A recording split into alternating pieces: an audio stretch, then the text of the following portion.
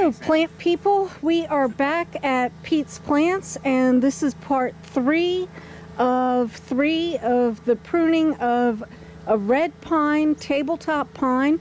There will be some still pictures in the comments, so you'll be able to get more of an idea. One thing, we'll have pictures of some of the pine cones when they're closed and as they open, just so you can see how they're going. We've got Peter and Andy here to talk about what they did. If you look at part 1 and 2, you'll definitely see where we started and the major difference that has happened today. All right, gentlemen. Yeah, well, this tree is long overdue for being opening up so that air and sunlight could get to it. And Andy has done a fabulous job of opening it up and pruning it so that it looks like something again. Okay? Andy has given us some good instructions, good advice, and those who didn't show up, I hope you could learn from the videos, but it is really enjoyable to see, and next spring it will be even nicer when it starts budding back. Okay? So, Andy, can you talk to us about your method, your plan of attack for tackling such a big project, please? Yeah, so just, like I said in the beginning, just first we looked at all the threes, the main structure. You start with obviously where the tree comes up and look at how the directionality and that's what we call movement of the branching, so you can follow that.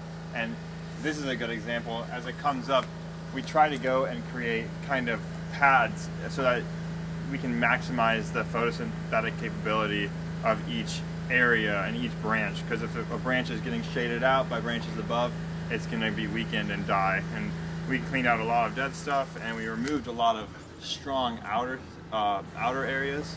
Pines are apically dominant, so by removing those outer edges, we're pushing that energy back into the weaker interiors, which will set us up for finer twigging, better taper, so thick to small or to thin, and also create a lot of more movement. So if a branch was going really straight out, maybe we cut it back to a branch that was kicking off to the right or the left, or sometimes down or up maybe, and then back around. Movement adds the interest, and we really thinned it out and really brought back in the strength. There's still a small section back here that will prune up, but it's looking really nice. And it's nice to, when you do this, you really get to see the structure and the years that Pete put into this tree. I mean, has been pruned for a very long time, and yes, a lot of love has been put into it, so it got revamped, and it's just another pruning in its life. Okay, now you were saying that this tree is not often used in landscaping. Can you talk about what its value is in landscaping? Yeah, the red pine are a beautiful species. I mean, as you can see from the bark, it's very flaky and beautiful. The reason it's actually all red pine is, I believe, because of the bud is actually a red. The bark is very red too, but sometimes black pines can have a little bit of red, and same with ponderosas and stuff, but the buds are actually red. But I don't know why it isn't used more especially in the DC area. I'm not sure for the rest of the country, but I personally haven't seen it a lot throughout Oregon even. At the Portland Japanese Garden, I believe I saw a couple. But Japanese black pines are commonly used, and this is a multi-flush pine, so it can grow 2 times per year. It's a coastal, just like a Japanese black pine, so you can decandle. I think Pete said that he's going to try to decandle. I'm sure I'll be back to help with that in the spring, and we'll hopefully have another video on that. Yes. And they're just beautiful trees. I mean, they're a little bit more brittle than the black pine, the Japanese black pine. So I wonder if maybe that's why they're not used as frequently.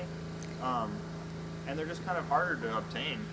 And when you said forming pads, you're talking about the shaping. So when you follow this branch up from the trunk and it comes out and has this beautiful movement, we're going splitting the twos.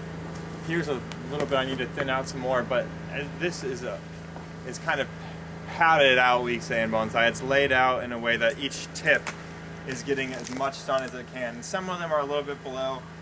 In bonsai, we would wire it up with niwaki, is what they call in Japanese for a landscape tree. it's not usually wired just because it will grow so fast that it will cause scarring. But we still try to prune in almost like a padded shape to really for aesthetic to open up negative space and also for the photosynthesis so that we're strengthening that branch. Also, I don't know if you could see in the video, but this branch is a little bit fuller than I did on some of the top two, and that because lower branches, pines are apically dominant, and these branches are also being shaded. It helps strengthen these lower ones, so you don't end up with just top branches like you would see in maybe a dense forest of pine. They lose a lot of their lower branches and just have a little top on them. So by doing that, we're preserving the low while developing the upper areas, upper canopy of the tree as well. Awesome. And Peter, can you remind us how long you've been growing this tree? Oh my God, this tree.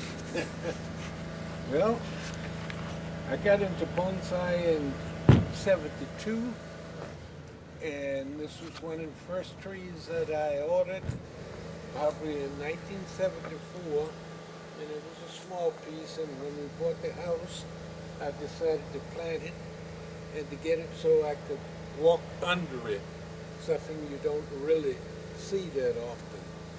So it took about 20 years to get it tall enough so that I could walk under it, and here we are.